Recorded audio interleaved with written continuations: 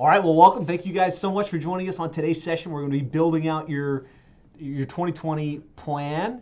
And I posted earlier, if we fail to plan, then we're planning to fail, really. And I've experienced that in my life and in my business. So kudos to you for taking the time out here in December, right before the holidays, right before Christmas, right before New Year, to spend the time and the energy to get clear what you're going to accomplish in the new year, put those goals in stone, and then make sure that you've got the plan that you're going to go out and execute and make it a reality. So here's the main objective. I carved out about an hour and a half for this session. It may actually need to go a little bit longer than that because there's a couple things I want to make sure we get done live and in person on this session. First, I want to make sure we've got the plan for the year. By that I mean really get clear on where we're going to end up. How many clients will we have? How much recurring revenue will that be? Let's get that broken down by quarter. Let's get that broken down by month and just get that anchored in stone. We know the power of having a plan and having it written down and having accountability to make sure we get it done.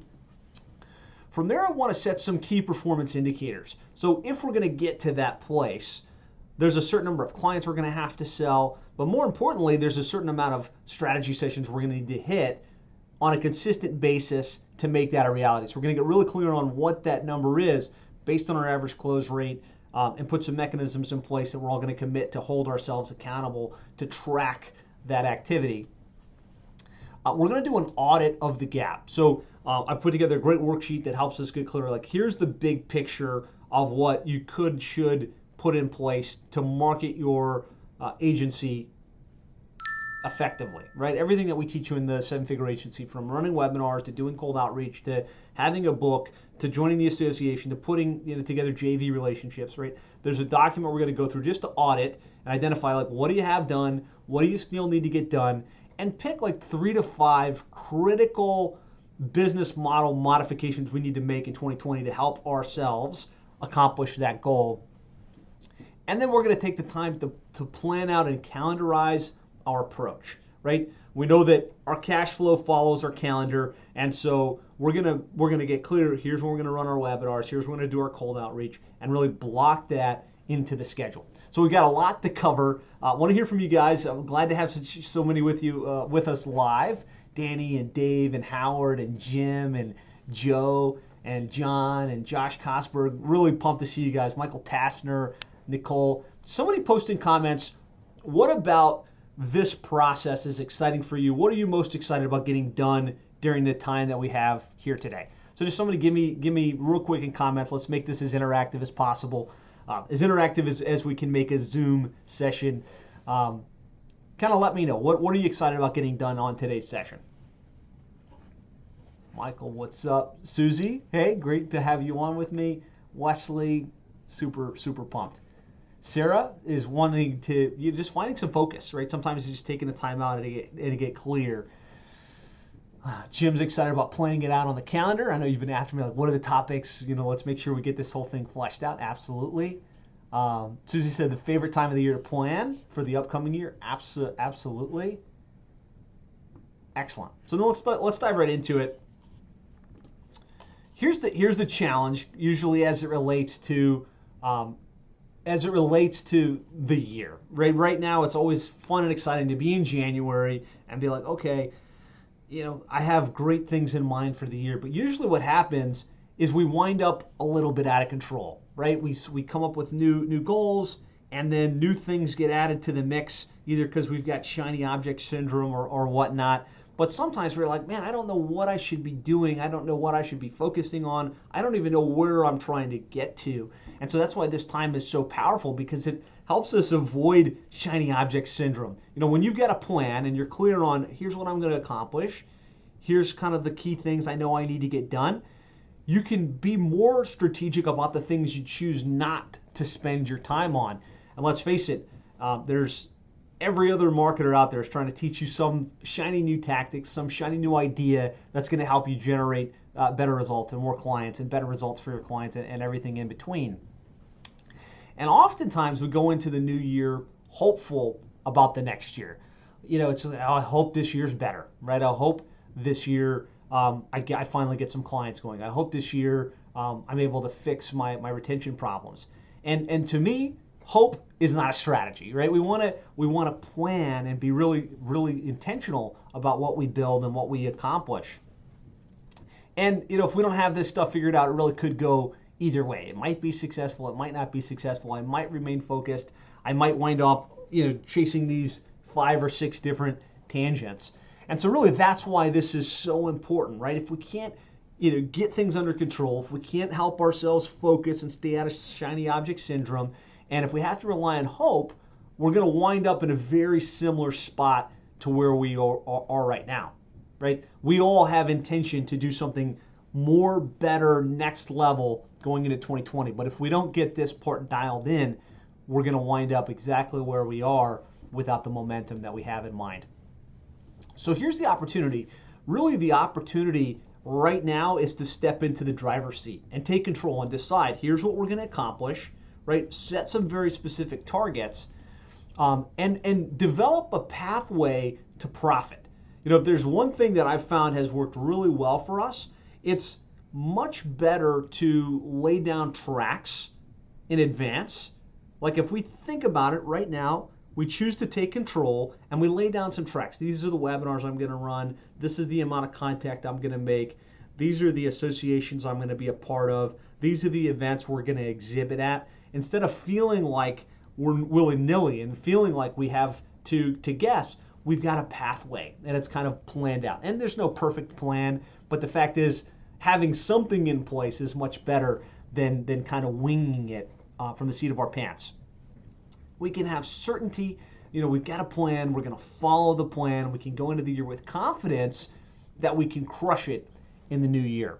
So I want to hear just from a couple of you guys. We talked about focus, we talked about some of the other things, but why do you want to preload your year? What do you perceive to be the value and the benefit of mapping some of this stuff out? How is this going to make it easier for you? How is it going to make it more effective for you? How is this going to improve the probability of you accomplishing what you set out for here at the beginning of 2020?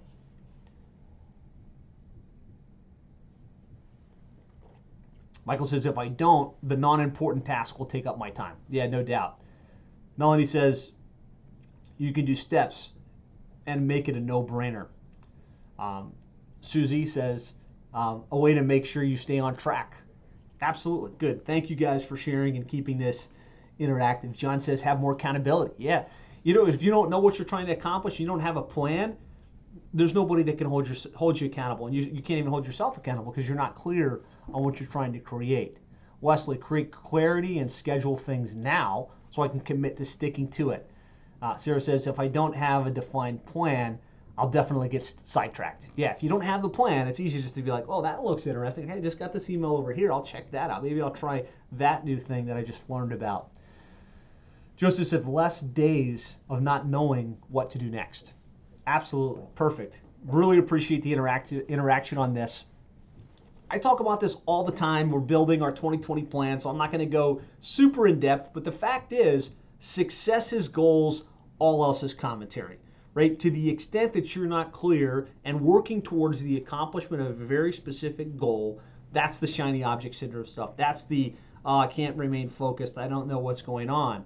And this is a quote from the Ultimate Goal Setting Program by Brian Tracy. And I found this to be true in my life. I found it true to be true in the lives of the agencies that really have the best results. Is that if you're not clear on the goal and where you're headed, you're almost like the sailboat that's just out at sea with no wind, no momentum. You're just kind of going with the flow. And when you take the time to get clear on your goals and to have some accountability mechanisms in place, you can really start to create your own wind and create your own momentum, right? And that's what we're after. We just want to be very clear. Here's where we're going to go. Here are our targets. And by doing that, you get yourself out of commentary and into focus. And anytime there's been stagnation in our business, that's usually where we're failing. We've lost clarity on a goal, and a goal that we're striving to, that we're completely focused on accomplishing. So, this is why we do goals. I'm not going to go really deep on the Harvard study. I think I've shared the Harvard study with you guys half a dozen times, but for talking about goals, this is the case for why it makes sense to do this and why it's worth investing the time and the energy to put these accountability mechanisms in place. And basically the Harvard study, simply, they interviewed the graduates from Harvard back in 1979, and they asked them, do you have goals, yes or no, and do you have those goals written down, right, in a plan to achieve them? And what they found was 84% of the graduates had no specific goals. So they were going to graduate and they were going to go with the flow. 13% had goals, but they weren't written down. So it was like, yeah, I want to get a nice house and I want to live in this car and I want to have this lifestyle. But 3% had clear written goals and a plan to accomplish them. So they wrote this stuff down or they put it on a Google Doc like we're going to do right now, and they developed a plan. You know, I'm going to do this, I'm going to do that, I'm going to do this. Whether it was the perfect plan or not, they had a plan. And what they found was the 13% who had goals were earning twice as much as the 84% that had no goals. So just by coming up with the goal and kind of putting it in your brain somewhere, you tap into a subconscious power to create better results in your life. But really what I want to tap into and why we're going to spend some time putting a plan in place as well is that the 3% that had a clear goal, that had it written down, were earning 10 times as much as the other 97% put together. So it feels like I'm beating a dead horse and I'm saying the same thing again and again, probably for some of you guys on this, but only 3% of the Harvard graduates took advantage of this. So that's why I just keep hitting this home. The people that take the time to get clear on the goals, put plans in place, and work the plans can tap into that 10-time exponential results. So the goal setting framework that we're going to leverage for 2020 to help ourselves be accountable, to be clear, and to really accomplish what it is that we set out to do is we're going to have written goals and a plan, right? So I'm going to share a document with you guys right now. We're all going to work on this today. None of us are going to leave today's session without a written goals for the year and a plan, at least a first level plan of how we're going to make that happen and bring it into reality. And we're going to set up for ourselves stopping points, right? So we're going to have our 1-year goal. We're going to break it down into quarter, and we're going to break it down into months. And then we're going to have a stopping point. And this is what we kind of do with the group when we get together quarterly live and in person, and or when I put out the Facebook post or the email blast that says, look, January's over. How did you do? Are you on track? Are you off track? Q1's over. How did you do? On track or off track? And just knowing that you're going to have a stopping point where you reflect, this is the plan I built. These are the goals I set for myself. And knowing that you're going to have to pause and kind of have some internal accountability as well as group accountability is what gives your goal setting teeth, right? What I find often happens with people, this is the time of year people set New Year's resolutions. So January, they say, I'm going to lose 15 pounds or I'm going to save an additional 10% of my income. And by January 17th, on average, people have just lost that goal. They're no longer even trying to accomplish it. They've lost the desire to make it happen. And when you do that enough and you don't have any accountability, you don't have any follow through, you lose faith in the process. You stop setting goals. You stop setting resolutions, and you become like that little sailboat that's out at sea, right? With no direction. It's like wherever you wind up is where you're going to go. So what makes this work is the group, is the stopping points, and it's the reflection time at the end of each period where we look back and we say, okay, this is what I set out to do. Did I hit it? If yes, I'm going to celebrate that, right? We get more of what we celebrate, or did I miss it? And if I missed it, then that's okay. What do I need to do differently? But it's acknowledging it, right? Really making sure you acknowledge that you did it or you didn't, right? Because when you do that consistently, you develop what I think is the most powerful muscle we can have as human beings, which is the power of manifestation, the ability to set an intention, right? This is what I want to have happen. Tap into the subconscious power of the universe, and do the work and the effort to bring that into reality, right? So this is what we're going to do right now. So I want to get clear what the goals are for 2020. So I think the cleanest way to do this is let's open up the worksheet that I set up for you guys which you can get to by going, I'm going to put it in chat, but if you go to 7figureagency.com/workbook, it opens up a Google Doc. I'm going to have you guys all open this together, and we're going to work through this as a group. So you can either type that in directly or look in the comments right now. Go to this page, and this is going to be our 2020 plan workbook. I'm going to give you guys all a sec to get it pulled up, and just know, whenever you want to interact with one of our templates in Google Docs or on Google Sheets, all you have to do is go File, Make a Copy. So if you try and edit this live, you're going to be, oh, Josh, I don't have access. All I can do is look at it. Well, what I want you to do is go File, Make a Copy, and then call it 2020 Growth Plan Workbook dash your name. So, Josh Nelson. Boom. And now I've got my own version that I've got complete editable access to, and I've got something that I can build my plan on, I can work with. So I just want to hear from, in chat real quick, because this is going to be the crux of what we do here today. In chat, give me a thumbs up or a yes if you've now got access to this workbook, you've made a copy of it, and you're ready to start to dive in. I got yes. Sean's yes. What's up, Sean? Great to see you on here. Jim, I don't see the link. Okay, here, let me drop this link again. There's the link. Stephanie, what's up? Glad to have you with us. Melanie needs the link. You guys see it in chat, right? Are you guys seeing the link in chat now? Nope. Not in chat. See, that's my fault. Thanks, guys. I was putting it in. I was putting it to the panelists. Okay, now you should have it. John said he went straight to the URL and it worked. Okay, so I did put it now in chat, so everybody should be seeing it. And so what you want to do? Sure, absolutely. Siri thinks I'm talking to her. Everybody's got it now? So I want you to open up that URL, go File, Make a Copy, and that will give you an editable version that we're going to be able to type right into and get to work. So Josh, Melanie, Jim, Sean, what's up, man? Are you guys, somebody tell me, got it? Yes, got it. Excellent. Okay. Perfect. All right, so what we're going to do now is we're going to set our clear goal for 2020. So we're going to use a worksheet, but we're going to kind of think about it mathematically first, and then we're going to use the sales retention tracking sheet to really help us figure this out in a way that's going to be usable, realistic, and palatable.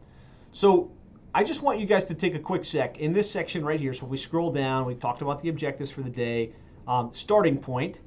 I just want you right now, and this is as of, just put in here, December 19th, 2020. Oops. What's the current monthly recurring revenue? And nobody will be able to see your doc but you. What's your current monthly recurring revenue and how many clients do you serve? So have to start with a snapshot, right? That's where this is the stake in the sand. This is where we were when we started the year. I'll give you guys, I'm going to give you like some time, and there's going to be some awkward silences, which is uncomfortable for me, but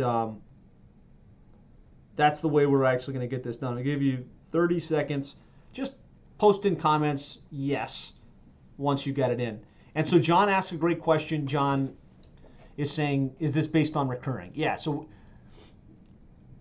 yes, I want you to know how many of your clients do you serve that are recurring monthly retainer-based clients, usually at least $1,000 per month, and then what's the base monthly recurring? Is it $5,000? Is it $20,000? Is it $60,000? Just put it in here so you've got your starting point. 2019.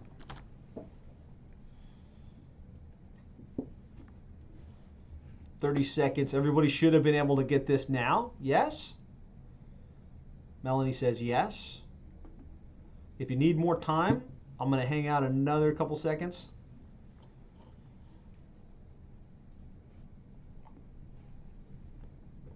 Good. All right. Cool.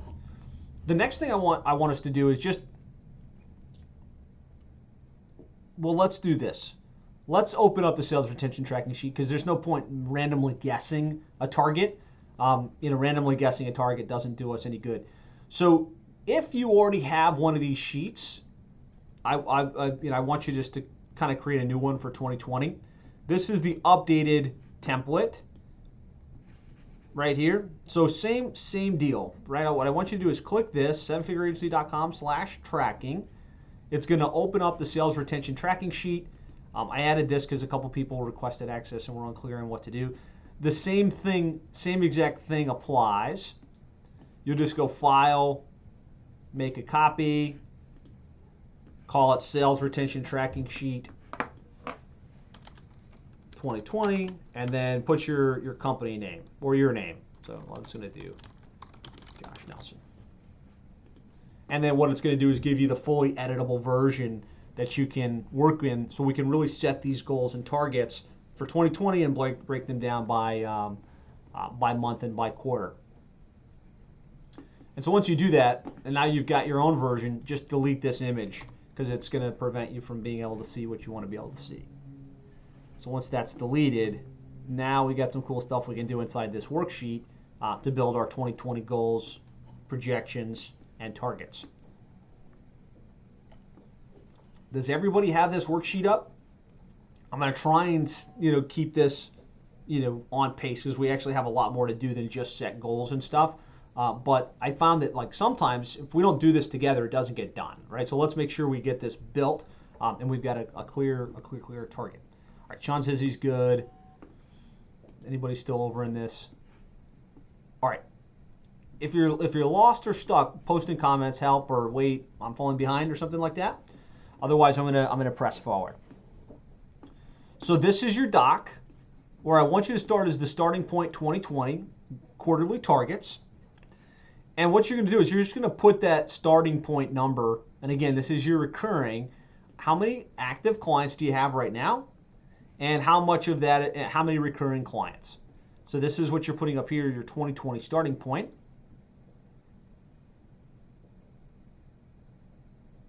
And the rest of it, you don't want to fill in just yet. The rest of it's going to be filled in on the next tab down here where it says 2020.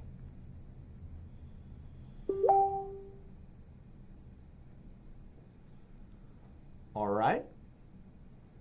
So now what we're going to do is we're going to click 2020. So now we're looking at the new year, 2020. And the very first thing you need to put in place on this sheet is that starting point. So that's where you're going to put basically the same thing that you put over there at the top. How many clients do you have right now? So let's call it 179 clients. And how much recurring revenue? 267 or 360, 629. Right? It's different for everybody. Just put your number in. I want to see a bunch of yeses in comments if you're still with me here. Be like, yes, yes, give me a yes, yes, yes. If we're good, you've got this. Great. Okay, thank you. So the next thing we're going to do now is we're going to look month over month our goals. And as we look at our goals, basically there's going to be how many clients are we going to sell, what's the average value of those sales, and then how many clients do we anticipate churning, right? Because there's when you've got 179 clients, there's going to be some churn. If you've got 0, then maybe the anticipation is none. So we've got total sales, value of those sales, total losses, how many clients are we going to lose, value of those losses, what's our base client number, what's our base recurring revenue, and then retention, rate tracking and net growth. The main thing I want you guys to focus on is the sales and the losses. So what we're going to do is we're going to go into January. I just want you to see. Try to make this as simple as possible, but basically the first cell is how many clients are you going to sell per month? Are you going to sell 1? Are you going to sell 3? Are you going to sell 6? Are you going to sell 10? Different for everybody, but you should be able to confidently say, okay, I believe I can sell 3 clients per month, or I believe I can sell 5 clients per month.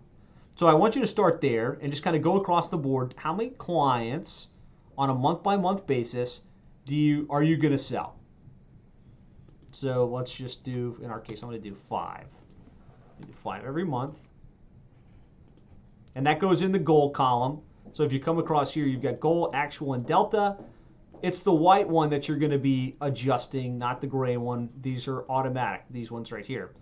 So just go across on the goal and total sales. How many clients per month? So I'm just going to fill in 5 across the board.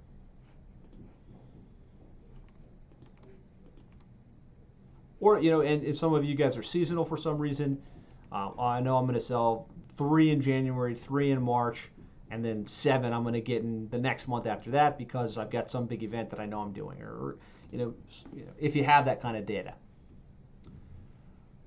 Ray, what's up? How are you? Glad to see you. Are you stuck? Maybe are we? Yes. How do you get this sheet? What you want to do is, since you logged in a little bit late, so while you guys are plugging your number, I'm going to help Ray out here. What you want to do is you want to open that document right there. You want to go File, make a copy. So it's your unique version that you can go in and edit. And then you want to scroll down to this document tracking, and this opens your 2020 tracking sheet. Then you want to go File, make a copy, and then have your own version that you're editing from. Okay.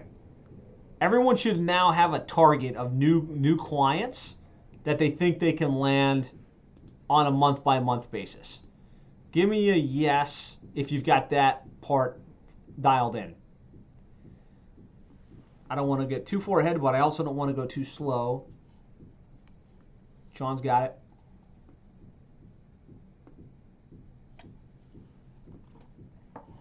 Okay, perfect. We got the sales piece in. Wonderful. Yeah, and if anybody's stuck, definitely PM me. We can help. I can help you work on this independently if you're not able to just keep up with it. So the next total value one does require some customization because just scroll back to where it says January and then total sales. Right now it says, in my case, 7,500. This is a formulaic cell. So it's saying whatever the cell above is times 1,500. So that's assuming a $1,500 per month client. Some of us are less than that, some of us are more. Like so in my case, our average client is 2,500 per month. So I would update it like that. So what you want to do is go into that column and then scroll to the top left, and after the asterisk, that's where you want to put the value of your average client.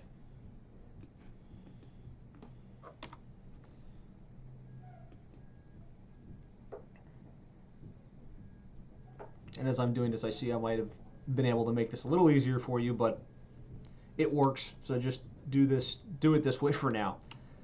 And then you would just take that formula, assuming maybe you think initially it's going to be 1,500, and then it's going to go to 2,000, and then it's going to go to 2,500. You just take that and you move it across the board in all your months. Now we're going to sell 5 clients for a total value of $12,500 per month. That's what we're shooting for as a sales business development perspective.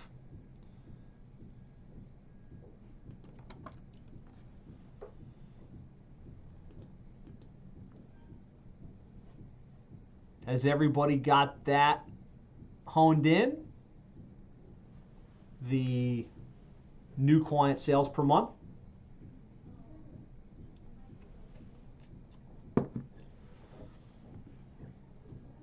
Susie's got it. And for those of you that have already built this, I apologize. But at least you can double check your numbers and make sure it all makes sense. So now what you should have is your annual target, right? Assuming you got these two entered correctly, you can see, how many sales you're going to shoot for the entire year and what the monthly or MRR, monthly recurring revenue growth target is in new client sales. So we've got the sales growth piece of it dialed into our sheet now. The next thing is our losses. So if you're just getting started, you could probably confidently put zeros, for the first 3 to 6 months. If you've got 50, 60, 100, 160 clients, you're going to need to put something in here. It should not be more than 5 to 10%. Like if you put 10% in there, that's probably an indication there's a massive churn problem. So if at 179 clients, if we had 10% loss, we'd lose 17 clients per month. We're shooting for lose no more than 3 at this point. Some of you guys, again, it's more, some of it's less. Just put in, just so you don't get thrown off track. What I find sometimes is we set these targets, and it's like, okay, we're all focused on the target, but we lose some clients along the way, and we're like, oh crap, I'm selling, but I'm not getting to my monthly recurring thing I thought was going to wind up at. That's because you failed to anticipate there's going to be some churn. So, for me, I'm just going to go in here and we'll plot 3 across the board. For some of you guys, it might be more, it might be less. To be completely frank, and I'm not trying to make anybody feel, depressed or anything, there's been months where we've lost like 11 clients in a month, right? And it's like, oh crap, we only accounted for 3. And then there's months where we lose 1 or 2. So there's no perfect tracking, right? You just want to be able to have something that you're shooting for, so you can see, am I off track, am I on track, or whatnot. So just got to put in there what you might anticipate for churn on a month-by-month basis. We're going to do our best work. We're going to be really proactive. We're going to follow through and follow up with our clients, and we want to try and keep these numbers as low as possible. But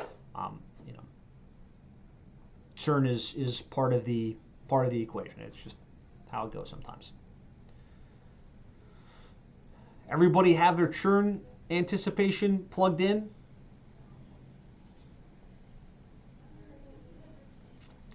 I want to hear from you guys in the chat so I know that you're still with me, and I know that I'm not going too fast or too slow. Somebody, churn is in, it says here. Excellent. Josh has got it in. Okay, Susie, do we need to change the formula? Yes, we do. So the next one is this formula down here. Again, it's assuming a 1,100 churn rate. So depending upon what your average value of your client is and what the average value of your loss is, you want to adjust that accordingly. So if our average is $2,500 per month, then I would put in here like 2,200, let's say, because we usually can get them to drop into some type of maintenance program, so we retain some level of the contract or some level of revenue. It could be for you 500, it could be 1,000, it could be the entire amount, But you do want to update that formula to be multiplying the number of losses by the anticipated value of each. So you take that and just kind of carry that across to all of the goal columns. I promise you, this might feel tedious, but once you've got this dialed in and you kind of get into the rhythm of tracking, okay, here was my goal, am I on track, am I off track? Just having this in place can guide your activity and keep you focused.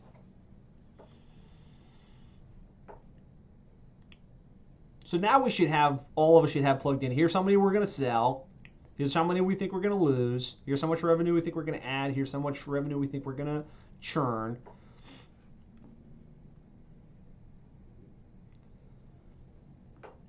And then it kind of shows us what our growth track would be, assuming those numbers are right. So actually this number you don't have to modify. It's basically saying, well, if you started with 179 clients and you had a base recurring revenue of 379, you sell 5, you lose 3, that takes you to 181 active clients if you're on track, and your recurring revenue should go up, assuming you sell 12 and you lose 6, to 38,840. So you had a net growth of 6,000 for that particular purpose. And it just kind of the rest of the columns should add automatically for you, so you can kind of scooch forward to the end of the year and see, okay, if I'm on track, I would end the year with $386,000 in recurring revenue, and 449,000 in monthly recurring revenue, and 202 active clients. I think most of you said you had the sales number plugged in, you had the churn number plugged in. The rest of it is automatic. So can you kind of give me like a yes or some type of indication that you've kind of looked at this far right column at your target, this annualized target, and it looks right? Some of you like put in for me, what's the number? What's your annual recurring revenue, client-based number, and revenue-based number at the end of the year? Antonio says he's got his. If you feel comfortable, put the number in for me, just so I can know that we're getting something done here.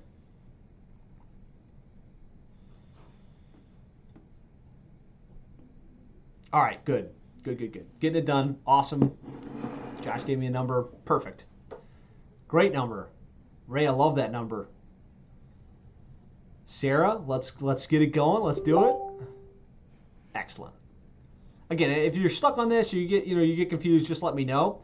But now you've got a chassis. Like, okay, every month, here's what we're shooting for. And let me just show you how this works from a tracking perspective. So the next thing I want you to do is just go down here to where you have your sale. Like right now, it should have a placeholder that says auto repair 1, auto repair 2. Just delete those, right? And then underneath that, you've got Bob's Auto Shop, and under the lost here, delete those as well.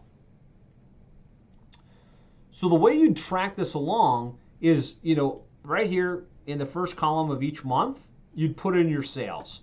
So let's just say, I sold plumber 1 for $2,900, $2,700.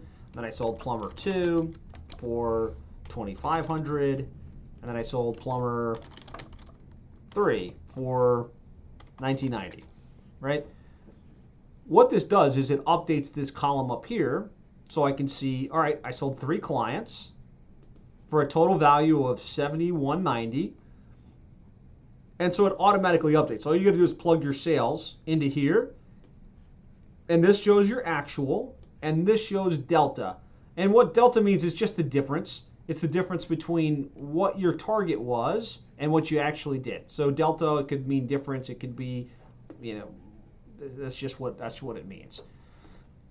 And then if you lose a client down here, let's just say we lost plumber 17, you would put the real name of the company and the amount of the sale. So let's show we lost them for $2,000.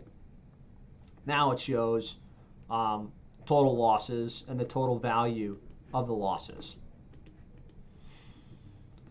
Does everybody kind of follow how this projection process works at this point?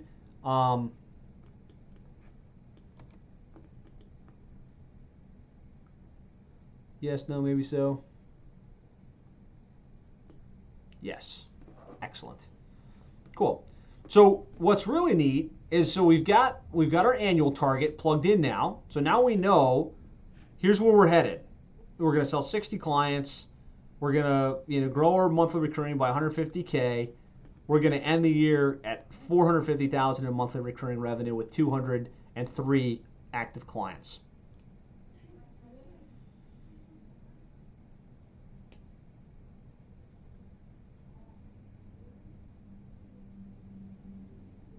Yes, Melanie, yeah, we want to go in and we want to plug in what we expect to be the loss, unless it's 0, which is fine, and then the value of the loss. So we got to take that all the way across on all the columns. And then over here to the left, what we have is our starting point 2020 projections, right? So we have where we started. We have the annual goal. Well, actually, this one's manual, so. But we have, whatever you plugged in at the very beginning should be showing this. And then we know where we want to be by the end of the year. We know where we want to be by the end of Q1. So we want to get to the end of Q1 with 396,000 in recurring revenue, 185 clients. So that's where we're focused on getting to. The beginning of 2020, this was the target we set, and we've got it written down, and we've got clarity on what we want to get to by the end of each of the quarters of the year. Everybody following what we're talking about? Does everybody kind of feel like you've got this initial pass of this sheet built and ready to roll? Give me a couple yeses. Looks good. Excellent. Yes.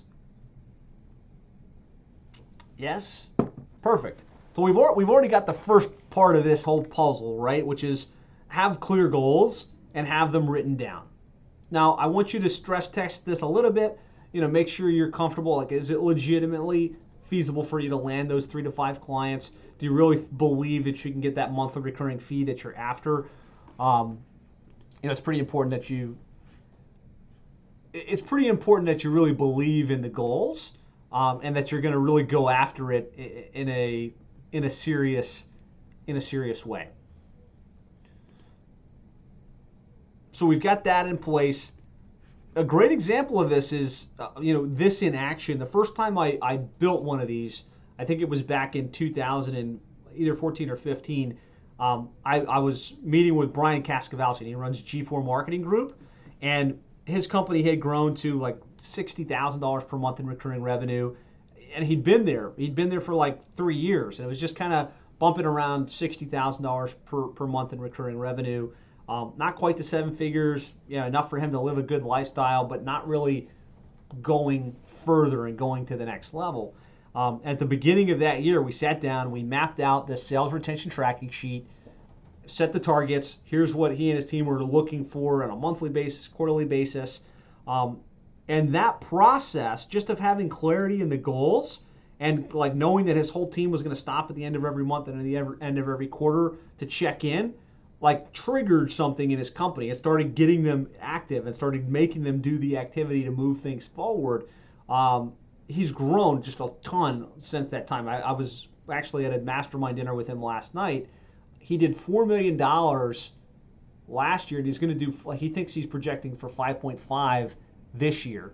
And, he's done a lot of good things. He's done a lot of things right. But it started with having the goals, getting out of commentary and getting very clear, this is where we're going. This is what we're after as an organization. So kudos, you've tapped into the power of this. Now you have your sales retention tracking sheet built, and we're ready to go to the next step. And so the next step is vision, right? The clearer we can visualize where we're going and what it's going to look like when we're there, the better. And so I want to give you guys an exercise that I've done in the past, that I'm going to be doing again this year, that's just extremely powerful. Is now that we're clear on where we want to be, we got to know here's how much recurring revenue we have. I'm going to give you 5 minutes or less to shoot this video. And I just want you to hold your camera like this, hit record. This is for you. This is not to share with me. This isn't to put up on YouTube or anything crazy like that. This is just record a video that says what, and assume you're going to play this back for yourself. So in December 19th, 2020, you're going to have this saved on Box or somewhere where you can get back to it, and you're going to play this to yourself. And you're going to be like, holy cow, this is what I set my intention to be. I recorded a video telling myself what I was going to accomplish, and you're going to be able to play back and hold yourself accountable. Like at the beginning of the year, I was completely committed, and you're either going to be in tears because you're going to be so excited that you brought that into life, or maybe you're going to be a little bit frustrated because you did the activity and you're a little bit off track. But I promise you, doing this anchors it in and improves the probability of making it a reality. So what I want you to do is, just based on what you just wrote down, record a quick video, and I'll just do it for myself. I would do, hey Josh, it's the end of 2020. It's been an amazing year. I just wanted to record this quick video for you to kind of recap what's been accomplished. So we grew the company to 375 clients. We now have a base recurring revenue of $390,000 or $405,000 in monthly recurring business.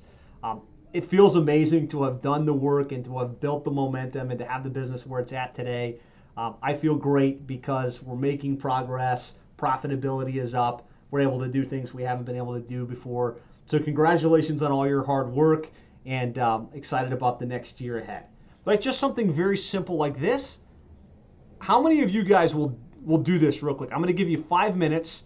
This isn't an optional exercise. Even if you think it's a waste of time, I promise you it's not. Take out your phone, record this video. Just step off. You're not on camera. I'm the only one on camera. Step off, record the video, come back and say done in comments when you're done. And I'm giving you 5 minutes to do this exercise. Post in comments also if you're unclear what I'm talking about. But really what I'm saying is you're just recording a quick video. Hey, we hit the target of X. We have this many clients and this much recurring revenue. And spend a little time talking about how you feel about it. 5 minutes.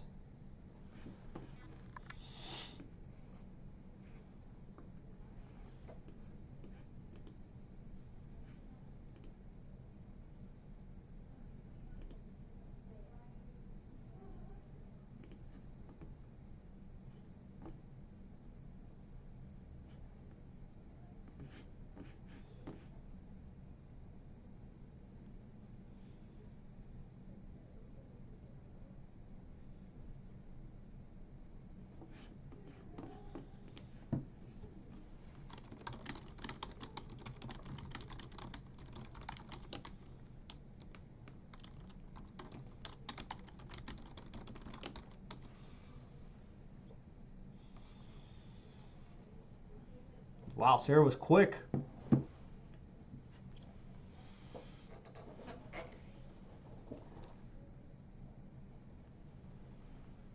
Hopefully you guys are all shooting this video. If you have questions, post in comments. Once you're done, just type done. I promise you it's going to be fun to watch this video end of next year.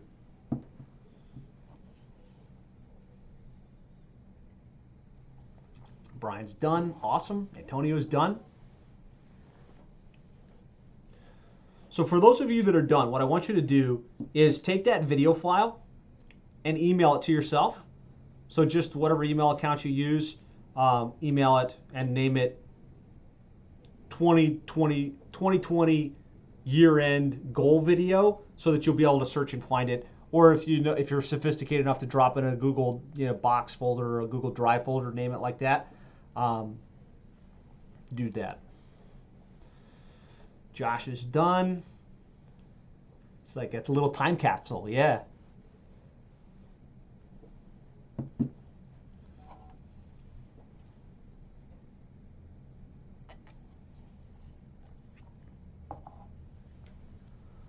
Pop done in the comments when you're done. You've got another, well, technically you're gonna like another minute and a half.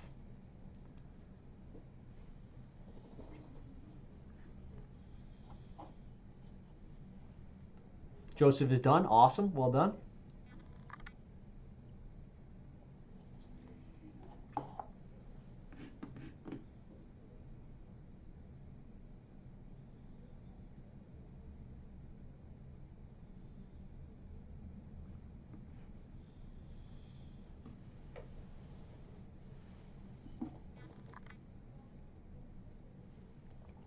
This is one of those things that you're like, oh yeah, that's kind of cool. Maybe I'll do that after the session's over. I promise you, if you don't do it right in this moment, you won't do it. And there's definite power. You're actually speaking the words and you're anchoring something out into the future that you kind of have an accountability that you're going to look at. Don't skip this. Sean is done. John is done. Sorry you're having some Wi-Fi issues, man.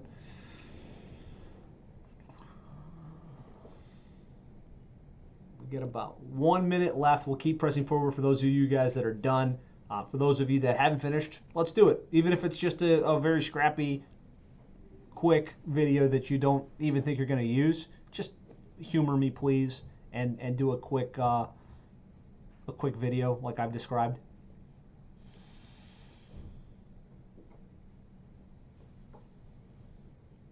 All right, make sure you've emailed this to yourself or dropped it in a Google Drive or a Google Box or put it on Evernote so you can find it again.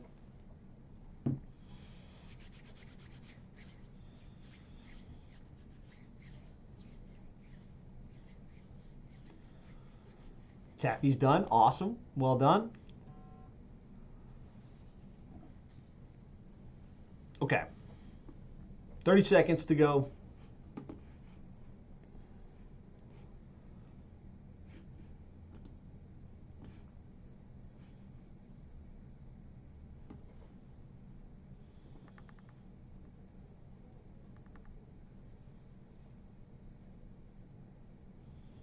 All right, time's up. Hopefully all you guys shot your videos. I'm excited to see you guys play these back at the end of next year.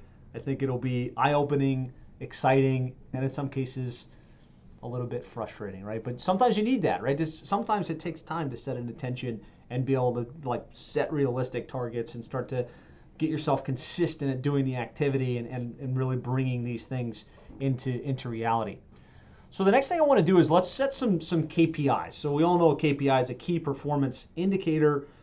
It's one thing to set a goal, like, okay, we're going to sell 5 clients a month. It's another thing to be like, you can't really control that metric, right? There are things you have to do that drive that result. And so the clearer we can be on the KPI that we want to track, the better. So out of all of the things that you can do to grow your agency, to land clients, the one metric that is the chokehold on whether you hit your goal or don't, the one thing is, are you having enough strategy sessions? Are you having enough sales appointments with prospects, right? You could create books till you're blue in the face. You can do webinars every month. You can make 1,000 cold calls. But if you're not getting enough strategy sessions or opportunities where you can show the client, here's what you're doing today, here's where there's room for improvement, here's how I can help, and here's how much I charge to do that. If you're not having enough of those new opportunities and sales appointments, you're never going to hit the target. And this is the one thing that I see the successful members do that the unsuccessful members don't. The successful members can focus on this. Like, they know month in and month out they have to get a certain number of sales appointments. And if that means they don't get to they don't get to do certain activities for their clients, or they don't get to do whatever other thing it is that they're thinking about that they might want to do, they know that that's the most important thing. More important than doing another webinar, more important than shooting another Facebook Live video, more important than any of that is getting strategy sessions. So I really want to make sure you're crystal clear based on the target that you set for yourself. How many strategy sessions do you need to be getting on a monthly basis in order to hit your target? And yeah, Sean, I'll talk about that here in just a sec. So in your workbook, if we scroll down just a little bit further, really there's 2 things you need to know in order to really figure that metric out. So if we're back in our workbooks right now, you should be know your KPIs. So what's your monthly new client target? So we just wrote something into the sheet. So for us, let's say it's 5 new clients per month. Put your number there. And then what's your average close ratio? Ours is in like the 35 to 40% range. So we've got all of the positioning. We've got prospects coming in pre-positioned to buy. We're being referred by industry experts. We've got a pretty tight sales process. We're at like 35 to 40%. So don't expect that you're probably going to be 30 to 45%. Maybe you are. I know, like Melanie, I think you're like 60%, but the volume is pretty low. So, if you know the number, you put it in here. If you don't know, then you want to put something probably like 0.25 or less. Let's just call it 15 to 25% close ratio. Does that make sense to everybody? Like what we're trying to do here? Because if we know what our expected close ratio is, and we know how many clients we're going to get, then we can just divide our target number of clients by our expected close ratio, and that'll tell us exactly how many clients we need to get, or how many appointments we need to get in order to hit our targets. Everybody with me on this? I mean, sometimes it's kind of, because this is Zoom and I can't really hear from you guys. Sean says it does. Okay, great. So there's a worksheet in here. You can click it, or actually don't even click it, because you want to go back to your sales retention tracking sheet. So this is our sales retention tracking sheet. This is the one you want to be working on, the same one that you just put your numbers into, and you want to come down to KPI projector. and you're going to put that number in. So if my target is 5 new clients per month, and I've got a 0.4 or 40% close ratio, we need at least 13 strategy sessions with qualified prospects every single month to get those 5 clients.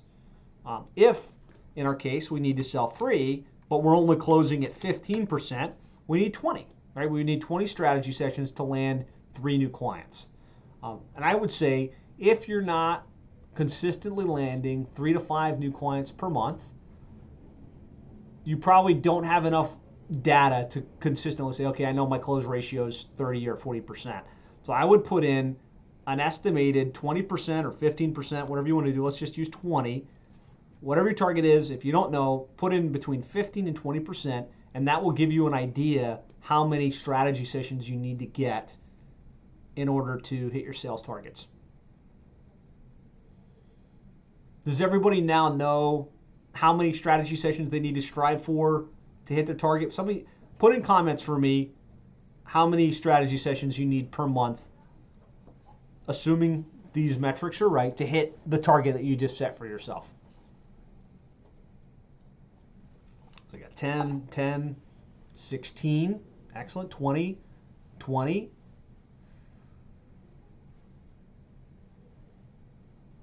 So I got a lot of people on the sessions, like not everyone's responding. Okay, great. 15, 15. It's a lot of 15. So somewhere between 10 and 20. This is kind of like what I'm seeing. This is the number you focus on, right? You don't even need to focus on the new client number, even though that's the main objective we want. What we need to focus on is, are we getting enough strategy sessions? I can tell you with a high degree of confidence, if you don't get that number of sales opportunities any given month, the probability of hitting your sales target is practically nothing, right? You have to be getting the at-bats in order to get the yeses, in order to get the new clients on board, in order to get the momentum and new client growth. So this is to help you get clear on what that number is. And then we've got our sales retention tracking sheet, which you guys see every single week, which is to help you track that key metric. How many strategy sessions did you get? And how many clients did you sell?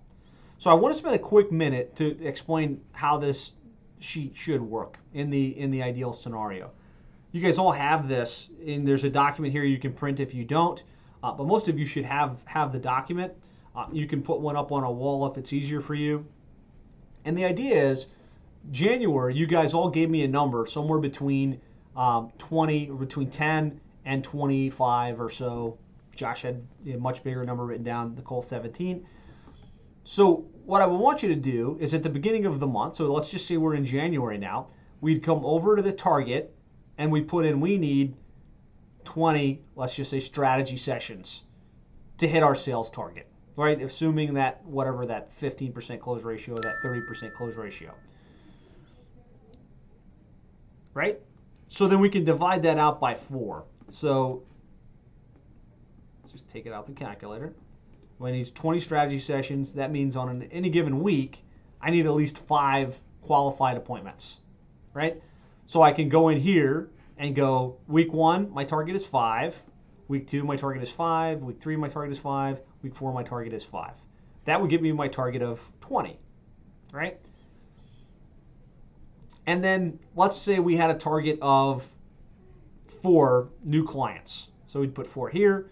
That would mean each week we're looking for like 1 new client, right? On average, and let's say you had 3, then you could just kind of, you don't even need to break it down by week in that scenario. Really what you want to track is the number of strategy sessions that you're having. And then the revenue, let's say we were targeting 4 clients at $1,500 each. We're looking for a $6,000 increase in revenue. So this is only new. So all we're tracking on this KPI sheet is net new revenue. And yes, we should track move forward conversations. Yes, we should track proposals submitted. For some people, it's just extra effort. If you're not tracking this at all at this point, the main thing I just want you to be like really, really clear is put in here at the beginning of each month, how many clients am I going to shoot for? how much recurring revenue, right? Those two boxes every month. And then how many strategy sessions do I need in order to make that a reality? And track that on a week-by-week basis. So don't worry about the client sold piece as much or the revenue sold piece, but really, I know that I'm going to sell 5 clients and I'm going to grow by $15,000 this month.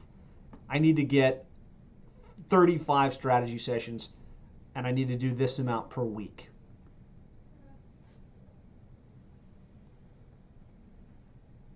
John, yeah, so that's the idea. You'd fill this out and then you'd update it on Friday of every week. That's the personal accountability, right? I know for a fact that what you track and measure gets done, right? It actually always improves as well, the things you track and you measure. And so ideally, you guys would have this printed out. John, we mailed you one so you have it, when you recently signed up. Have this printed out, have it somewhere visible in front of you, because there's also, you have a digital file for this thing, but the reality is what you write down, there's something about the brain and mind connection. When you write it down, it forces you to think about it and be like, oh crap, it's week 2 and I've only had 2 strategy sessions. Obviously, I'm not focused on the activity that's going to move my business forward. What can I do to create more strategy sessions? Because those strategy sessions or sales meetings or whatever you want to call them are what is going to move my business forward. It's going to help me land those new clients. It's going to help me get the momentum and everything else. Does everybody understand the concept behind the KPI board and really the need to track this stuff? So give me a yes. I see the need. I get it. Awesome. So Antonio says yes. So I want all of you guys, and I just want to see more yeses in here. Activity leads to results, no doubt, says Wesley. I want yeses in comments if you'll commit to print this, to track it on a weekly basis, and to actually post it up in the Facebook group. Because in the Facebook group I say, it's Friday, take a quick second, do a gut check. Are you on track, off track? Post an image, like literally take a picture of your KPI board. Like, okay, I've filled it out, and now I'm going to take a quick snapshot of it. Boom. And I'm going to take that picture, and I'm going to put it in the Facebook group. Here are my numbers for the week, because it helps to keep you in momentum. It helps to give you accountability on the most important metric. We know that if we don't hit enough opportunities, we're never going to hit our goal, right? So that's why we track this activity, and we kind of put it in a public place. Then when we've got group accountability, which is even more powerful than coach accountability. I'm not seeing nearly enough yeses. Give me a yes. I'm in. I will track this. I will use this. Okay, good. All right, now they're coming in. Awesome. Great. Okay, lots of yeses. It seems like a basic thing, right? It seems like, is it really? The fact is, it absolutely is, right? If you track this thing and you hold yourself accountable, you're going to be significantly more likely to hit your targets, right? And that's what we want, right? We're not here to learn about SEO and pay-per-click and building agencies. We're not here just to build a plan. We're here because we want to create something, right? We've set an intention, and it's going to be the work effort that moves us to accomplish that. And so that's why this is powerful. It's helping to remain focused on the most important thing. Susie says, toesies are burning, feet in the fire. Excellent. Yes, that's what we want. This isn't theory. This is not hypothetical. We're gonna do this, and we're gonna get it done. Excellent. So now we can shift to the reason you guys attended this session today, right? You guys, for the most part, I can say you didn't come on because you were interested in resetting your goals or being told what your KPIs were. Really, you want to build a plan, right? You want to say, okay, now what am I going to have to do in order to make that happen, right? And so that's what we're going to work on now. We're going to build out, we're going to flesh out a plan. And so that's what this preloaded year process is. I want to dive into a couple key principles that will help drive this process. I want to move this out of the way if I can.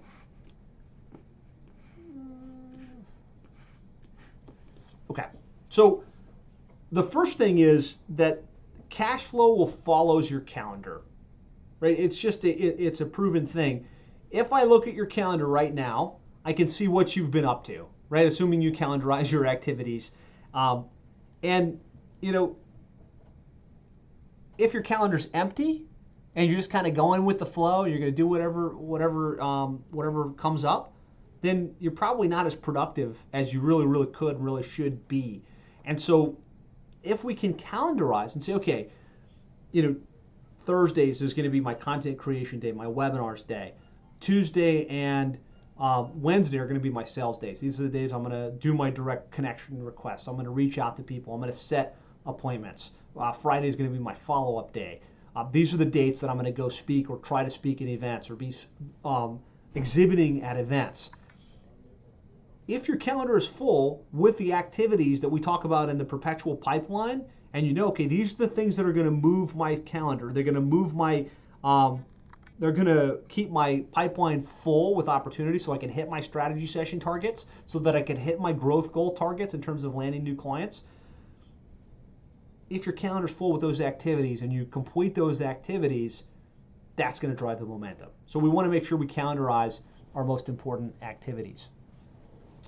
The other thing we want to do is we want to think once, right? I mean, the best illustration of this is we know at the beginning of the year we want to do content creation, right? That positions us as the go-to expert, that makes people want to, you know, hire us, that makes people think, wow, that person knows exactly what they're doing.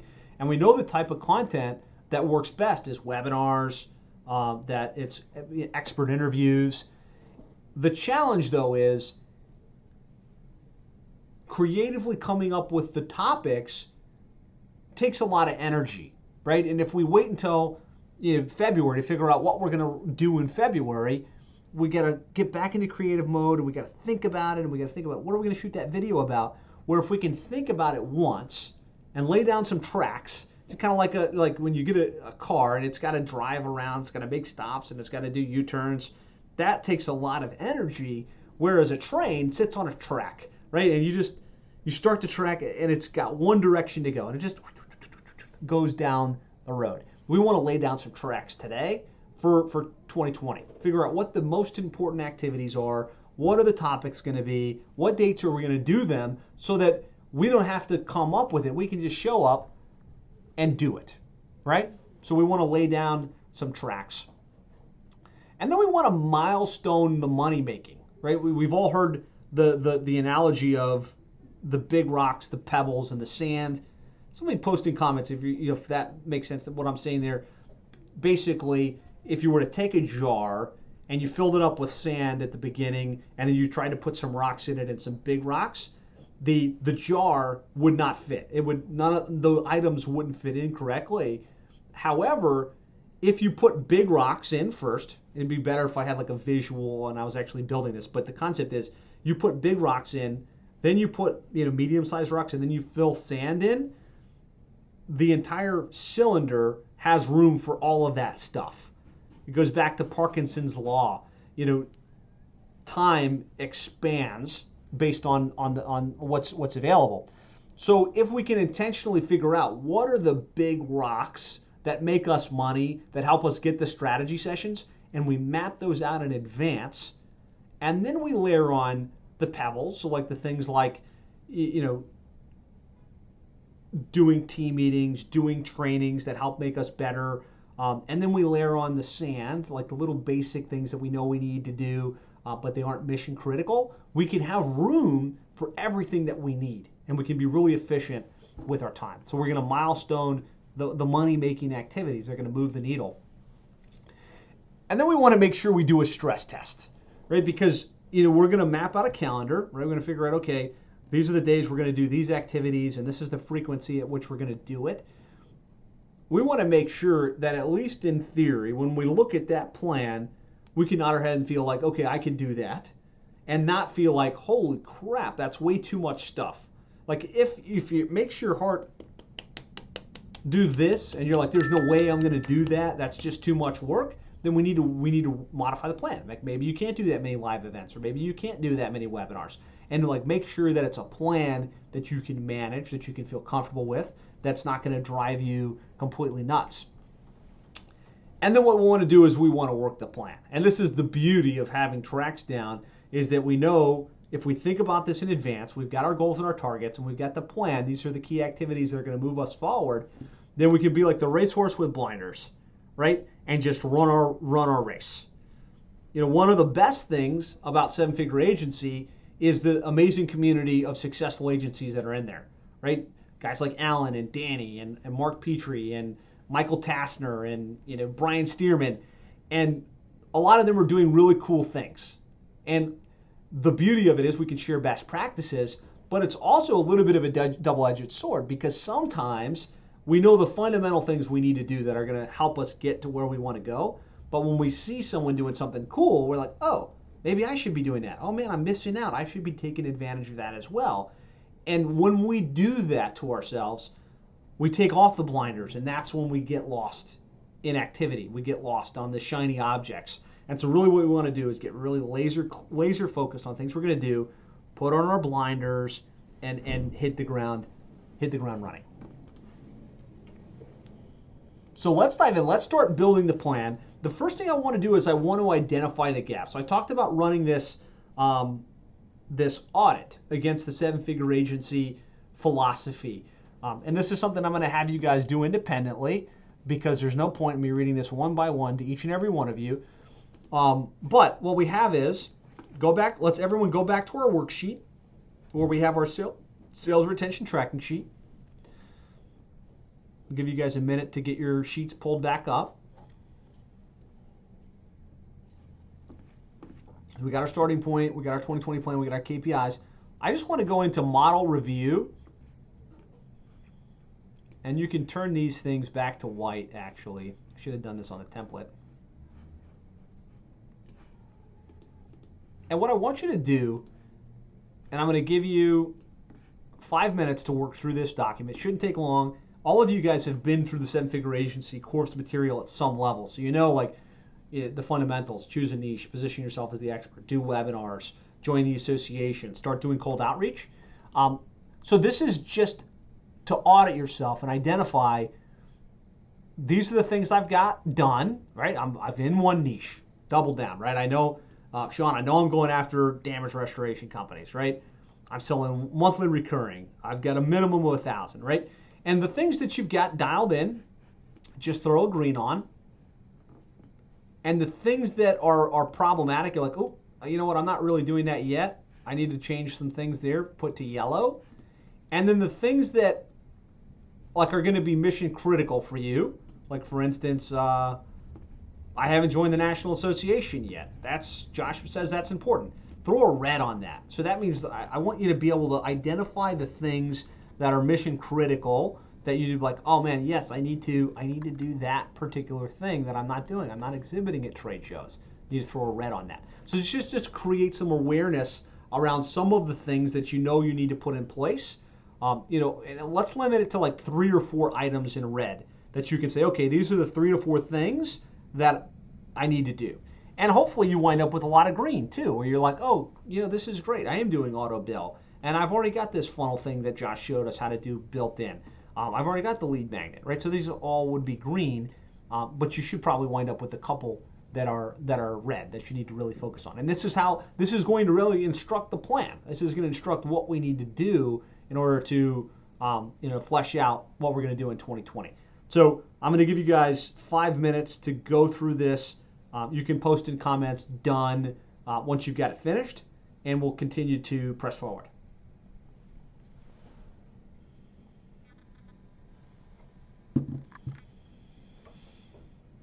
And if you have questions while you're going through it, post in comments, and I'll do the best to help out.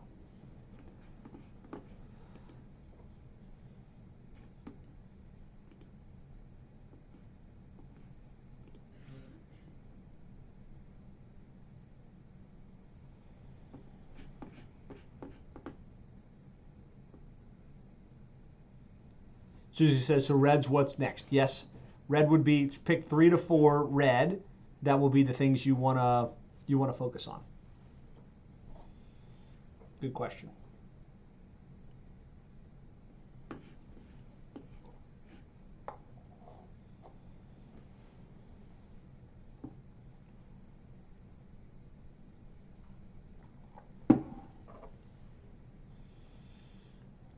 Yellow just means it's something you know you need to deal with.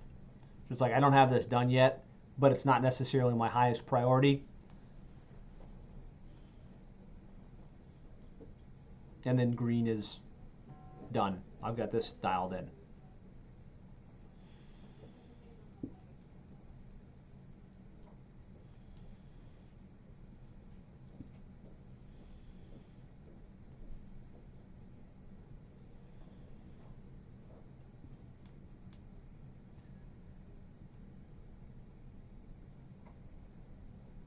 Susie says it would be cool to put a column to the side, the dates that you commit to. So yeah, I mean, I should add that to the template. But for those of you that already copied or cloned this one, so date to complete, and then you can kind of like color coordinate the things. So like, let's go item, and then date to complete. So let's say in mine, that's like I got to join the National Association. And I'm going to do that by 01/15/20, right? That's what you're talking about, right, Susie? Something like that? That would be a great idea.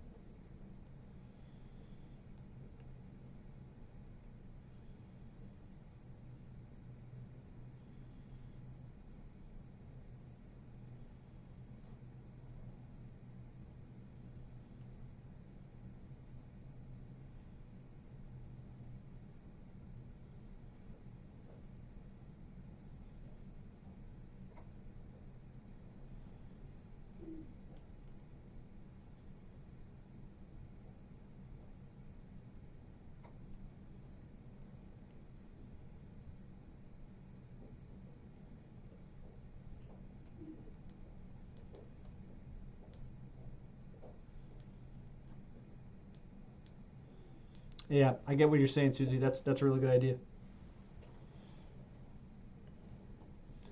I guess we have about a minute and a half left on this exercise, so start highlighting the things in red that you know are the things you wanted to get to. Yeah, you're talking about putting a column next to each with a date. Absolutely.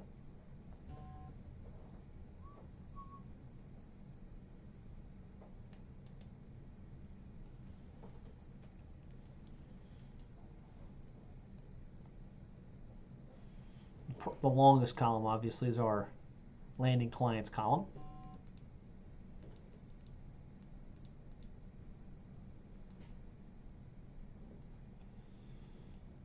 So start putting in comments done when you kind of feel like you've got your audit finished, and we'll start working on the plan. Okay, Susie's done.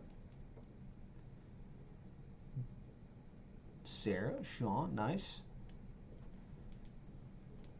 Done's. Good, good, good. All right, you got 30 seconds left, and then we're gonna press forward. And if you need more time on this, just know that this sheet is yours, so you can feel free to go back to it, dive into this sheet in the positioning worksheet as well. Identify the gap, right? We got a target. We've got mechanism that we're going to track it. Now we're going to figure out, like, what are the activities that are going to most efficiently move us. Mostly done, says Stephanie. Nice. Excellent. And that's time. Perfect. So we identified the gaps. The next thing I want to do is I want to milestone the big rocks, which is, big rocks are like, what are the key things that really are going to move the needle in terms of gaining attention, scheduling strategy sessions. Also kind of important, I think, is, you know, how much personal time are we going to take? A lot of times when we do this type of planning, we think all business, all revenue. But to me, as important as growing my business and hitting my goals is making sure that I have some fun while I'm at it. And the fact is, if I don't plan for that fun in advance, it doesn't happen. And if it doesn't happen, I get stressed out, my wife gets stressed out, my energy drops off, and my ability to accomplish the goal actually diminishes. So sometimes we think we got to press harder, But if we don't carve out some time for ourselves, we actually suffer in the long and short term. So we're going to pop back into our worksheets, down past KPIs, building the plan, identify the gaps. I want you guys, just real quick, I forgot about this. What do you need to put in place this year? The 5 or 6 that you came up with, put them in here in the check, like with the check boxes. The 5 or 6 things you need to put in place to, to make sure you're maximizing your opportunities and you're really positioning yourself effectively. Could be need to publish my book, need to get my niche website up, need to record a killer case study, need to get 5 new testimonials, whatever it is. Just put these under things you need to put in place this year. I'm going to give you another 45 seconds to do that.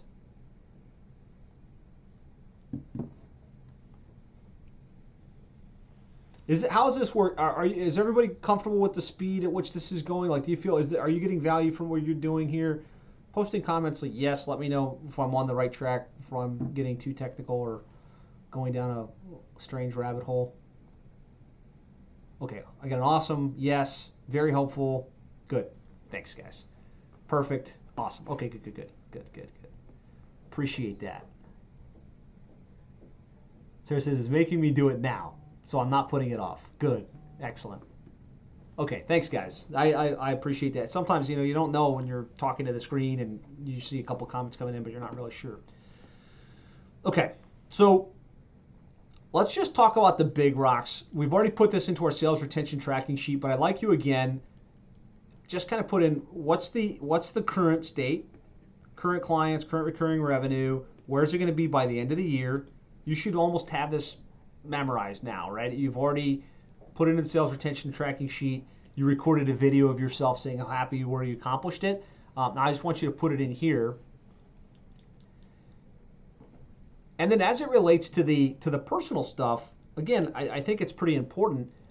How much free time did you take this year? So that would be vacations. If you're not working weekends, the days that you took off as weekends. How many free days, and how many free days are you going to take in 2020? Right? If you don't set an objective for yourself on this front, it can cost you dearly. So let's just take a quick sec. Are we going to take 2 weeks? Are we going to take 3 weeks? Are we going to take a month? Different for everybody. I know for me personally, I don't work Saturday and Sunday. That's my time to be with my wife and my kids, and I take at least a long weekend every quarter, and I take at least 3 weeks of vacation every single year at this point.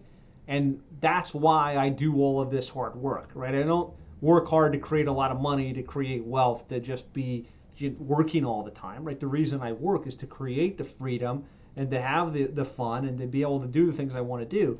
So let's not get our priorities completely out of line.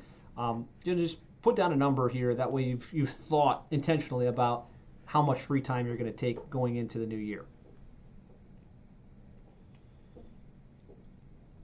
Does everybody have a number plugged in for these 3 columns? Give me a yes.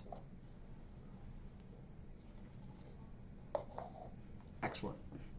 Okay, so now let's talk about the big rocks, being the things that make us money, right? The things that are actually going to help do the positioning work, helps get this appointment scheduled. And so, from the perpetual pipeline training, which I recommend all of you go back and watch if you haven't seen it yet, it's kind of the whole process of like, how do we schedule our week? How do we schedule our month? What's the frequency of the activity that keeps the pipeline stocked? But to me, the key activities are from a big rocks perspective, our monthly webinars, right? Because we know one webinar gives us a reason to email the database a number of times. It gives us a reason to post on social media. It forces us to create brand new, fresh content that then gets syndicated. It gets uploaded to YouTube. It gets sliced up. It gets added to iTunes, and it creates blog content for our website. So that to me is a money-making activity, right? So we put that down here: money-making activities, webinars. monthly podcast interviews. We talked about this. Not everybody's doing it. Don't feel like you have to do this, but it's an easy thing to do, right? Just to come up with an interview with somebody in your space that's doing cool things and just ask them 5 or 6 questions about how they generate their leads, where the leads come from, what's working well, how they're getting their success. And it's just extremely powerful positioning content that, again, gives you a reason to contact the database, post in social media, create a blog post. That's value added that really positions you as the expert and makes you prolific in the space. The third is industry associations and speaking, right? I was just doing the math on this. Out of our $4.5 million a year in revenue, at least 60% of that is tied directly to the associations and groups that we're a part of. In the absence of that, it would be 60% less, in recurring base revenue. So finding those associations, joining them, and becoming super active. So like figuring out when do they meet live, where do those events happen, and then being there in one of 3 capacities. The probably the lowest capacity is participating, just showing up at the event. If it's $350 to be there as a participant, getting there, walking around, shaking hands, meeting vendors, rubbing shoulders. At a minimum, you'd want to be at one of these a couple times a quarter. Like the next level up from that is exhibiting at those events. And for me as a non-networker, like I'm terrible. Like to me, to go to an event and expect myself to meet people like that, completely outside my comfort zone. I would never be able to pull it off.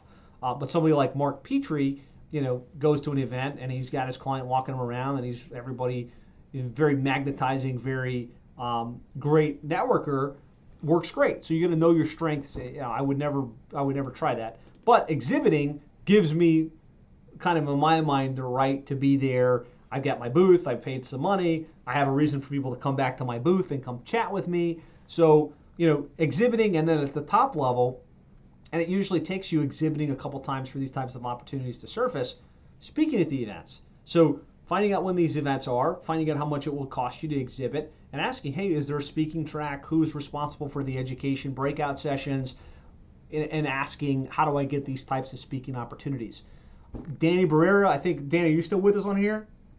Danny Barrera spoke at the big conference in his space. He works with decorative concrete companies, and it was a process of getting involved in the association and then finding out when they have who's responsible for the breakout sessions, and then submitting a proposal. Like, here's the topic I can talk about. Here's what I would talk about. Here's why it would be useful for your visitors.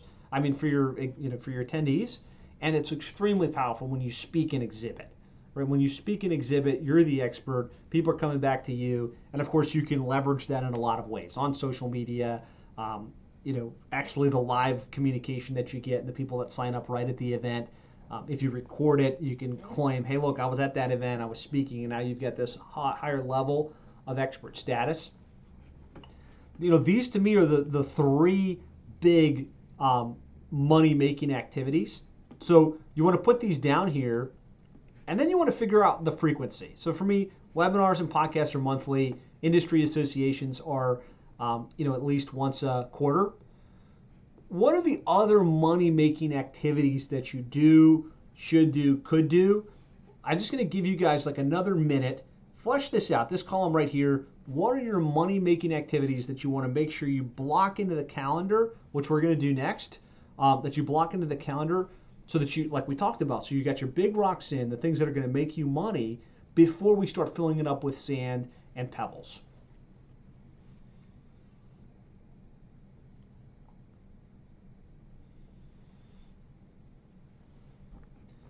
And this is happening on page, are the pages on this thing? Big rocks on your outline on the left.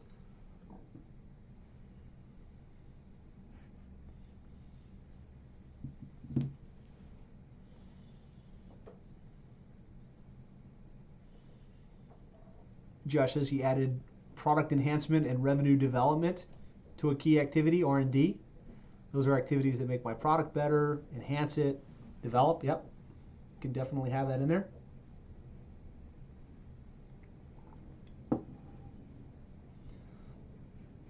So you guys should all be clear now on like the big money-making activities that you know you need to do. Give me, like, say done in comments, or got it, or got them, or finished. That way I know that it's appropriate to move forward. Okay, good. I'm getting some dones. Yep. Perfect. So the next thing really is the frequency. We talked about time blocking. So, and this was a stuck point for me for a long time, because I knew I needed to do cold outreach. I knew I needed to do webinars. I knew I needed to speak at things. I knew I wanted to create content on a consistent basis. But, you know, if you don't time block, these are the days of the week that I do these things, you know, things come up. Other things that are more important. Problem with the client, problem with the household, something going on with the kids, and you don't get the key things done that you need to get done. And so one of the powerful things that you can do is to time block, is to say, okay, these are the days I have carved out on my calendar in advance, or I know I'm going to do the webinars, or I'm going to do the podcast interviews, or I'm going to do those types of activities. So just real quick, I got down here in your workbook, time blocking. What days of the week will you conduct your webinars, right? So for me, if you just want to copy a proven formula, Thursdays at 2 p.m. is when I do my Plumber SEO webinars. It's just like I've got it carved out. Those are the days. And it's not every Thursday. It's only once a month that I do a webinar. But for the most part, some days it shifts to Wednesday, but for the most part, Tuesday, 2 p.m. is my webinar day. What days of the week will you conduct your interviews? Could be Thursday as well. For me, like Thursday is a content day. Like these are the days I have carved out to do content creation, whether it's a video, a webinar, a podcast, whatever. And then also, what days will you do your direct outreach? So going back to the cold outreach formula, going back to the Hillsburg method, going back to the perpetual pipeline, you know, there's things we do to position ourselves and to nurture our database. But there's also, we have to be building our database, and we have to be creating awareness from people that don't know us. So what days will you do that type of outreach? You know, if it's still you doing it all yourself, you probably want to carve out 2 days, at least a week, where you're going to really hammer that effort. If you've got, you know, a virtual team and you've started to do the marketing assistant edge, where you've got a virtual talent that's kind of doing that activity for you, then the beauty of it is you can kind of put it on somebody else and just be focused on the strategy sessions that come as an outcome of that effort. But if you're not at that level yet, then you want to figure out what days you're going to do it. When I was at Reach Local, Tuesday was our prospect day, and we got in Tuesday at whatever 8:30 or 9, and we cranked away on the phones all day to set up the appointments for the entire week. And that was prospect day was Tuesday. The rest of the week was meet with prospects and close deals. So it was a formula that worked for, you know, hundreds and thousands of sales reps. So, you know, some people like Alan Hillsburg, who's done phenomenally well, he says, I can't do a whole day of prospecting. I'd much rather do every day. I do a little prospecting until I get 3 people that say, yep, I'm interested. Yep, that sounds good, right? And so if that took all day, then it was all day prospecting. But if he got it done in the first 2 hours or first hour of the day, that's all he had to do. So it was like 3 move forward conversations per day. That was the Alan Hillsburg method. For me, it was Tuesday, I crank away, I get as much as I can, and those are the days I do that prospecting activity. Different strokes for different folks. Has everybody kind of done a little bit of thought on the time blocking aspect of how they'll kind of schedule these key activities? Excuse me. Sarah says activities scheduled. Anybody else? Are you guys still thinking about this? Put thinking if you're thinking. Put done if you're done. Let me know. We still have a lot of stuff to cover, but I want to make sure you've had time to kind of flesh this stuff out.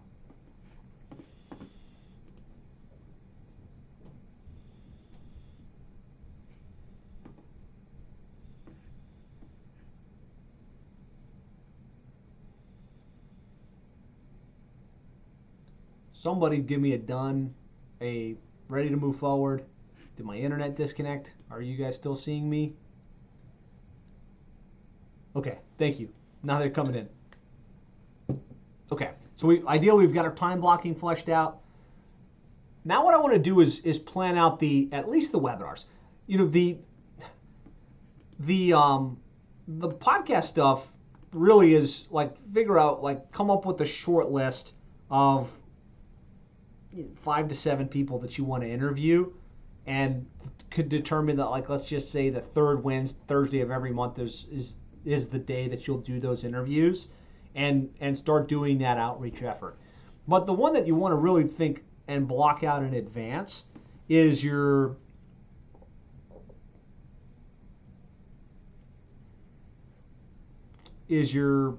planning out of the webinars for the year. So this is a hyperlinked document for you guys. I know, Jim, this is what you were looking for. If you haven't committed to webinars yet, go back to the members area. Watch the training again about landing clients with webinars. This is the ultimate content lever, right? One webinar, touch the database multiple times. Lots of ways to syndicate the content.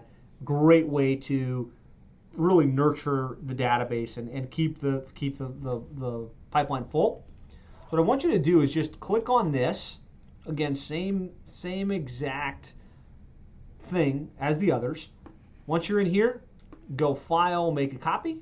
Right, so we want to copy this so it's our own version. And I'll just do mine. Make a copy. Webinar content planning template, or webinar content planning 2020. Name it, yourself. Josh. And then just spend a couple minutes looking at what day will you run your webinars and what are the topics. These are the topics we're going to run. So if you're going to follow the playbook that we give you, I know unfortunately some of us aren't in our niches that it's easy to do this, but if you are, not, a lot of these topics are pretty much evergreen. Just go in and change it for your niche. So 2020 Internet Marketing Plan for roofing contractors. How to optimize your plumbing or your roofing business for maximum conversion. The new SEO formula for roofing contractors. How to maximize your lead flow with PPC and Google AdWords. Google Local Service Ads, everything you need to know. 2020 Marketing Guide, how to get ranked on the maps. The power of retargeting. How to tap into the authority of paid online directory sites like Yelp and Angie's List. The 2020 Social Media Marketing Playbook, which is like how are we going to use social media. So in your workbook, if you're scrolling down, the link is here. And then I'll put it in content as well. Is it helpful to have a document like this? Just kind of like with what the plan for the webinars are and the kind of the month that they'll be happening so you can plan around them?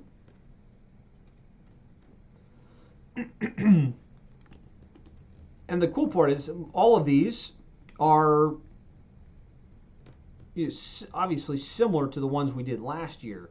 So you've got the registration page, the thank you page, the invitation sequence. So it's really just a matter of let's put these in the calendar so that we know, okay, these are the dates we're going to be doing these.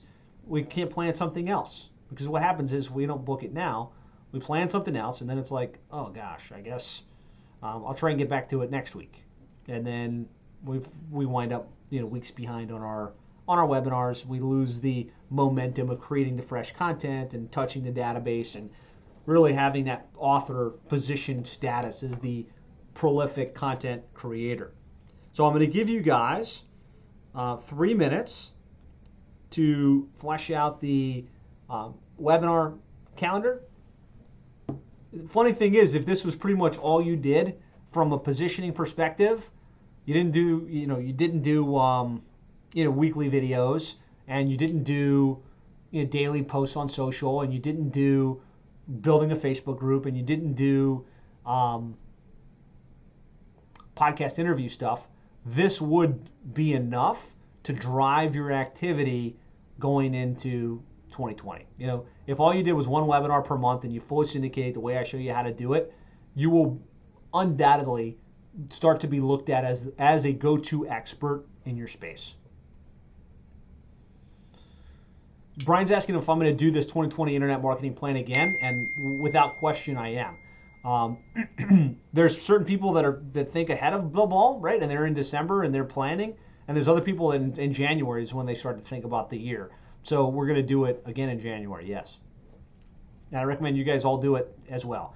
This 2020 webinar that you can run, it sets the pace for all your future stuff, because you can point back to it. Hey, at the beginning of the year, we did the 2020 plan webinar, and one of the key things was, the power of retargeting. And what I found was a lot of the contractors didn't understand how to set up retargeting. So I wanted to do this video to share, this webinar to show you what it is, how it works, how to set it up, why you should be doing it, and answer any questions you have about retargeting, for instance, right? And so it kind of like they cascade onto each other. John, not a problem. I'm going to be loading this into the members area so you can go back and watch it as you have the time.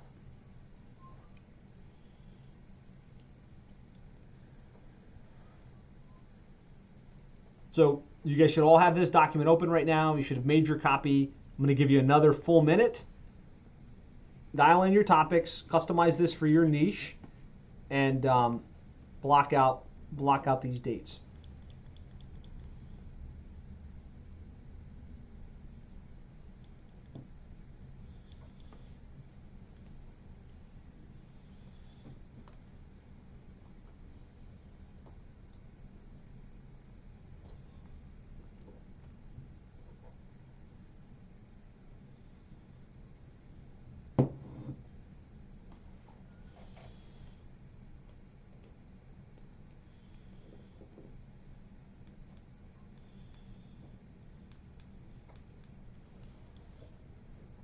Antonio's done.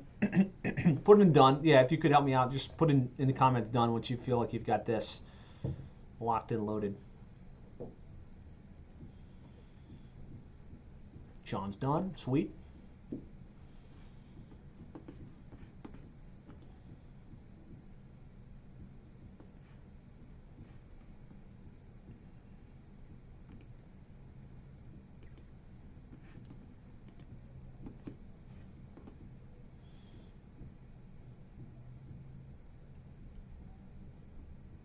Yeah, Sarah, yeah, you're going to have to spend a little more time because you're going to come up with different webinar topics. John says, Jonathan, what's up, man? How do you suggest doing webinars by bringing a vendor guest to talk about their services that could bring value? That's a great way to do it. The great thing about bringing a guest that's complementary to your audience is that usually you can draft off their authority at some level. And you can gain access to their database because they're seeing the webinar. Danny says he had a couple of Plumber SEO slides, but still got 2 new clients from it. Fantastic. I would, if you've got enough access to guests, I would kind of rotate one content, one guest, one content, one guest. The good and the bad of having a guest, like so, for instance, we did a couple of these last year. We did one on KPIs and KTIs in your plumbing and HVAC business, which was done by a coach. It was good because it created content. We got to pixel people. We got them to the thank you page. It was bad because it really doesn't position you in the same way. You're bringing someone on and letting them teach to your audience is much different than them coming on, hearing you talk about Google AdWords, showing examples of success with Google AdWords, and then offering the opportunity to chat. So I wouldn't do more than rotating one content, one guest, one content, one guest. But it definitely doesn't hurt to do a couple of those in that way.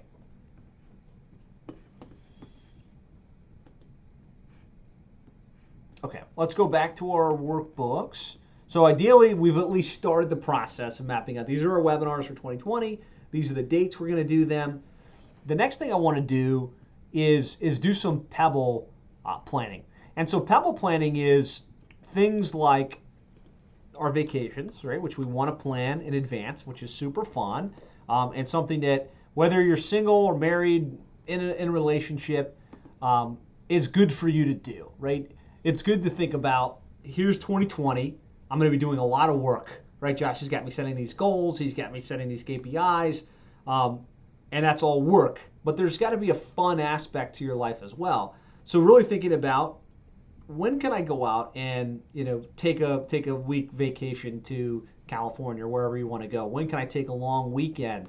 I know for me personally, this is something I never really did, and I started doing it 2 years ago with my wife.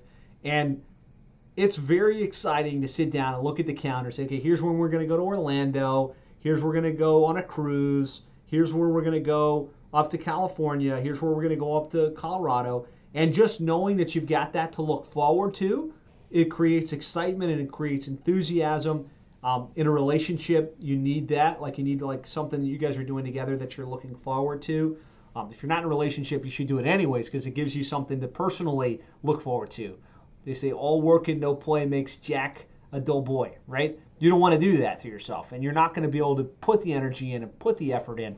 So, just get clear, like how often are you going to take vacations? Like I know I'm going to do one long weekend per month, 1 week per quarter, right? Something like that. And maybe this is aggressive for you if you don't have the teams and the systems in place.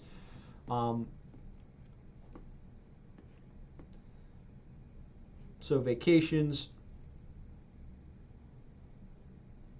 Also in here should be the other things that you're going to be doing that you need to plan for in advance. And really what I want you to do is actually block this onto your calendar. So you pull up Google, you say, okay, we're going to take at the end of this weekend, sit down with yourself or your spouse or your girlfriend or your boyfriend and carve this out now. Because if not, you're going to wind up, a speaking opportunity comes up and that takes precedence over the fun trip that you were going to take, right? And you don't want to put yourself in that position. So we got our money activities that should be blocked. Those are the speaking events, the opportunities to exhibit, and then we've got our fun pebbles, right? Our fun stuff and things along those lines.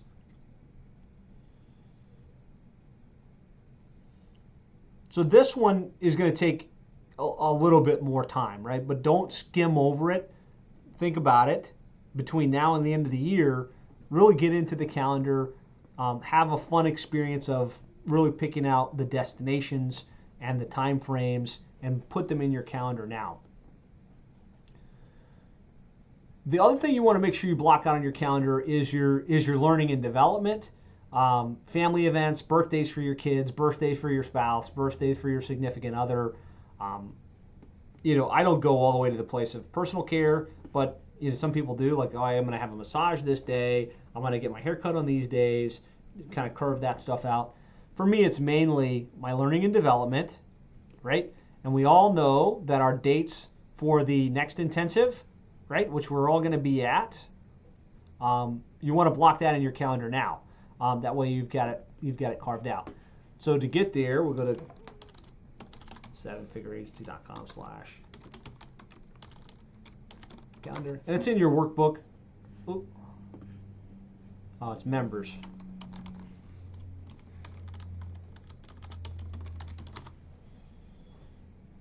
/calendar.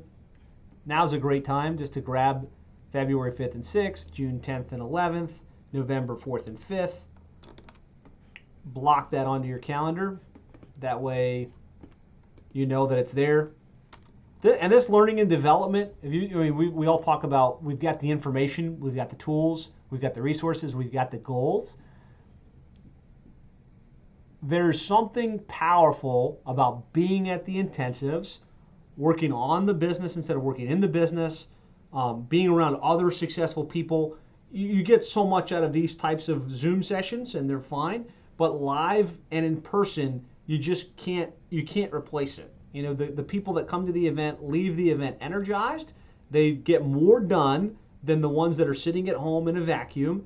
So, February 5th and 6th, block that out now. Like, you have to be there. It's going to be in Miami. Just make sure you get it on the schedule. If you're mastermind members, just know that the day at the end, like the 7th, the 12th, and the 6th, you'll be in Miami for those days as well. Josh says, do we have a shared Google Calendar? No, I should, but I don't. But I do have this page, which you can click on and you can see, okay, these are the dates for the events and when everything's happening, so you can carve it out into your schedule. So get that in there. Think about family events, friends, like if you've got, a wedding, if you've got, girls trip, boys trip, some of you guys play golf, tennis, windsurf, whatever. You just kind of put that stuff in. This is the sand, right? We want to make sure we've started with the money-making stuff, which are those events and our webinars. Then we went to the pebbles, which are important, like that's our personal care and that's our family trips and the fun stuff we're going to do. And then we've got our sand, which is the learning development planning days. Like if you do level 10 meetings, which we do, team training that you're going to do, family events, birthdays, hobbies.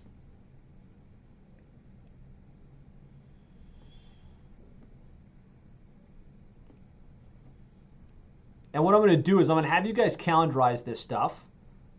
I'm not going to have you all stay on the Zoom session throughout. But right now we've been going 2 hours. It would be well worth your time to spend the next 35 minutes to an hour calendarizing this stuff. And by that I mean print out this document and block the dates, especially for the live stuff that you have to go to. So like pull up your plumbing association. Look, okay, what is the association that I'm a part of? Okay, I'm part of PHCC. I've done this, guys. When are the events that are coming up in the different verticals that we're in? Okay, what's January, AHR Expo, February 5th and 6th. Okay, I'm going to put that one in. I'll find out how much it is to be an exhibitor there. Later events, what else do we have going on? Palm Springs meeting, I'm going to pass on that one. Power meeting, need to be at this. San Diego, let's look at the dates. What are our dates for this? March 12th through 13th. Okay, I'm going to plug that into my calendar. So, really spend the time to calendarize the event specific to your thing, the webinars that you're going to do, the family trips that you're going to take. Everyone's going to take a different frequency of time on that, so I'm not going to keep it live at this session right now.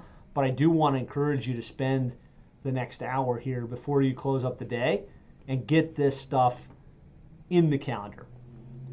Post in comments if you'll commit to get this stuff in the calendar before the end of the day. So that means put it here and then open up Google Calendar or whatever calendar system you use and literally block the time into the schedule.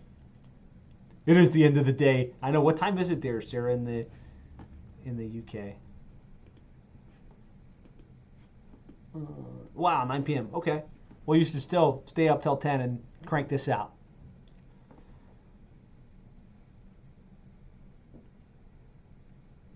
Excellent. Okay, so last steps here, next steps going forward. What I want you to do is make sure you get that sales retention tracking sheet humming.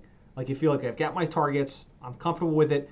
And then once it's done, I want you to share it with me, joshnelsonimc@gmail.com, just so I have it. I can help hold you accountable to it. I know what your targets are, and we can kind of help hold you accountable to make that reality, right? Because you have personal accountability now that it's written, and having the accountability of someone that you know is going to kind of be looking over it with you is extremely helpful. So I'm going to put this in the comments. Send it to Josh NelsonIMC@gmail.com. That way I have access to it with you. Commit to post the KPI boards. This is one of those little overseen things. It's like, okay, I get the idea, but do it 1 week, do it 2 weeks, and then it becomes one of those, I don't know if I'm going to do that. Like, do it consistently. It will really help move you forward. And then work the plan. Hold yourself accountable. Stay laser focused on what you're looking to accomplish. And really, we've come full circle, right? We set up a clear plan for the year, right? If you stuck with me, I think most of you did. Now you've got a sales retention tracking sheet with here's the target for the year, here are the targets on a quarter by quarter basis, and here are my monthly quotas, the monthly target that me, my team, my organization are driving towards. We created the KPIs, the key performance indicators, how many strategy sessions we need to hit in order to make that a reality. And then we planned the execution. Like, what are the activities that we have to do on an ongoing basis to make this a reality? So I hope this was a powerful process for you. You guys have all taken the first step in setting a goal, right? Writing it down, and now building a plan to accomplish it, which gives you that 97% advantage that the guys from Harvard did, 3% that actually did it. So kudos to you for sticking with this process, for doing this. Share your sales retention tracking sheet with me. Share this document with me if you'd like me to have access to it and look over it with you as well. And let me know what questions you have, how I can help. I am completely committed to helping you take your digital marketing agency to the next level, knock those goals out of the park. So tag me in the Facebook group, send me a personal message, let me know how I can help, how I can support you. Be sure to plug into the weekly calls Wednesdays at 2 p.m. with Jeff Fisher.